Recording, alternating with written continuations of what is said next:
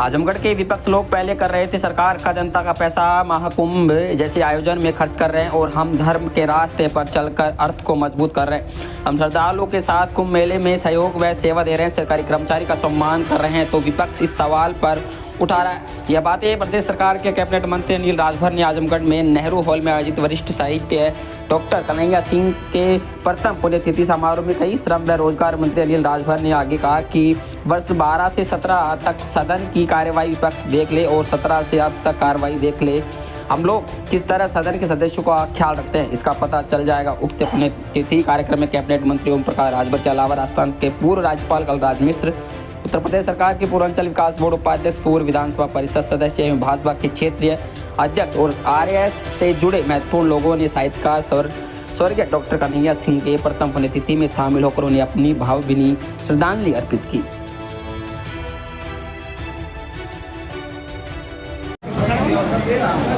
हमारे बीच में नहीं है। एक वर्ष पूर्व उनका शरीरांत हुआ था, लेकिन जो अमिट छाप उन्होंने अपने वैचारिक अधिष्ठान की लोगों के बीच में छोड़ी है वो अद्भुत है। प्रखर राष्ट्रवाद जिन्होंने राष्ट्रीय संसद संघ के माध्यम से प्राप्त किया था, साहित्य के हर क्षेत्र में उस स्वरूप का दर्शन होता था। सूफीवाद के माध्यम से भी राष्ट्रवाद का स्वरूप कैसा होगा उसको उन्होंने प्रस्तुत करने का प्रयास किया था। जितने भी साहित्यिक रचना उन्होंने की, उस साहित्यिक रचना के अंतर्गत अपने मिट्टी के प्रति प्यार कैसा होता है, अपने धरती के प्रति समर्पण कैसा होता है, अपने देश के प्रति निष्ठा का भाव कैसा होता है, इस चीज़ को चित्रित करने की उन्होंने हमेशा कोशिश की। यह भाव आज के दिन जब एक वर्ष पूर्ण हुआ है, श्रद्धांजलि के अवसर पर हम सब लोग उनको समर्पित करते हैं। लोग उसको ढंग से याद रखें और उसके अनुरूप अपना आचरण व्यवहार करें, यह अपेक्षा है। वर्तमान में उनके उस वैचारिक दृष्टि का बड़ा उपयोग है और उपयोगी दिशा में कि जिस ढंग से भारत के लोकतंत्र को चलाने के लिए संवैधानिक व्यवस्था रही है, उस संवैधानिक व्यवस्था को भी कुछ ध्वस्त करने का प्रयास कर रहे हैं। संविधान के प्रति अनर्गल प्रकार का विचार कर रहे हैं। ऐसी स्थिति में संविधान जो भारत का पवित्र ग्रंथ है, गीता जैसा, कुरान जैसा, बाइबल जैसा पवित्र ग्रंथ है, उसके प्रति लोगों की निष्ठा बनी रहे। संविधान के प्रति समर्पण का भाव, देश के प्रति समर्पण का भाव कहा जाएगा, वह स्थिति का निर्माण हो, तब सही माने में कह सकेंगे हमने डॉक्टर कन्हैया सिंह जी के वैचारिक अधिष्ठान को अपने जीवन में आचरित करते हुए आगे बढ़ाने का प्रयास किया है। यही कहते हुए मैं उनके प्रति अपनी सच्ची श्रद्धांजलि अर्पित करता हूँ। उसको पूरे देश के स्तर पर आगे बढ़ाने वाले परम श्रद्धेय कन्हैया सिंह जी की आज पुण्यतिथि है। आज का कार्यक्रम निश्चित तौर पर उनको नमन करने का, उनको याद करने का और संकल्प लेने का कि उनकी विरासत को हम कैसे आने वाली पीढ़ी तक लेकर जाएं। बहुत अच्छा कार्यक्रम है। मैं आयोजकों के प्रति ढेर सारी शुभकामना देता हूं और अच्छे कार्यक्रम के लिए उनको ढेर सारी बधाई देता हूं। योगी सरकार कुंभ को लेकर सफल आयोजन बता रही है, जबकि समाजवादी पार्टी और कांग्रेस के लोग आरोप लगा रहे हैं कि वहाँ तमाम अव्यवस्थाएं फैली हुई। उसको लेकर आप किस तरह? देखिए, मैं समझता हूँ कि हम अगर कुछ कहेंगे तो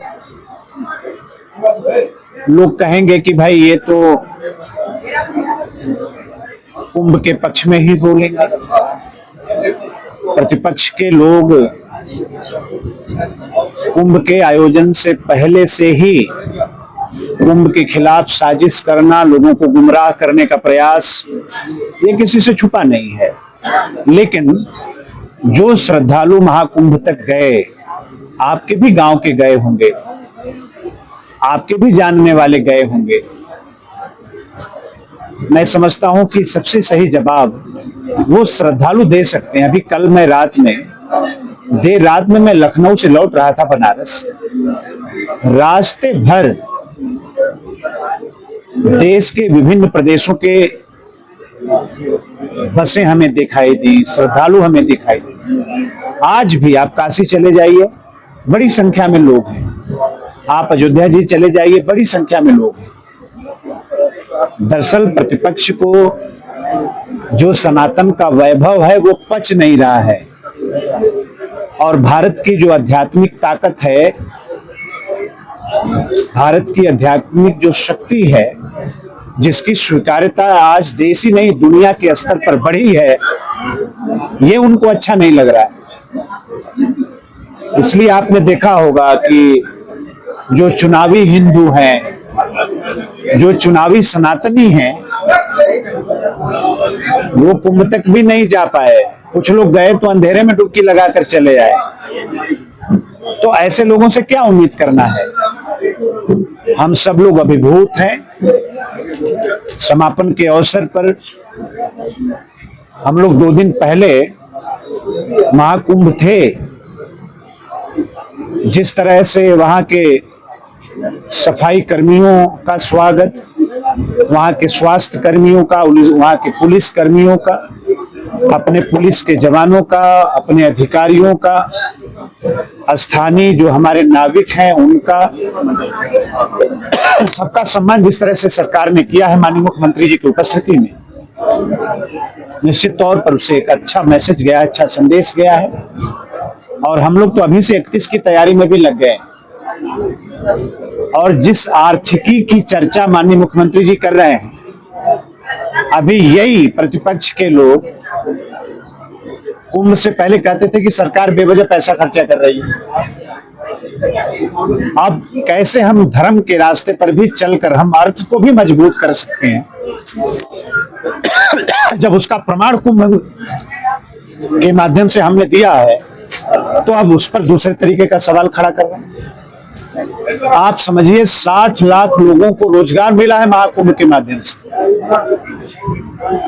7,500 करोड़ कुंभ के आयोजन में सरकार ने खर्चा किया, और 3.5 लाख करोड़ इस महाकुंभ के माध्यम से सरकार को फायदा हुआ है।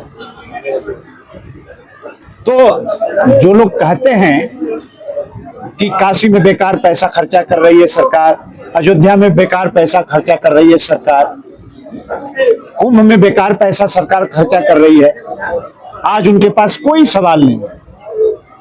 तो जो जनभावना है उसका हम आदर करेंगे, सम्मान करेंगे। जो सनातन की भावना है, जो भारत की परंपरा का मूल है, हमारी संस्कृतियों का आधार है, उसको समृद्ध करने में, उसको आगे बढ़ाने में सरकार कभी पीछे नहीं हटेगी।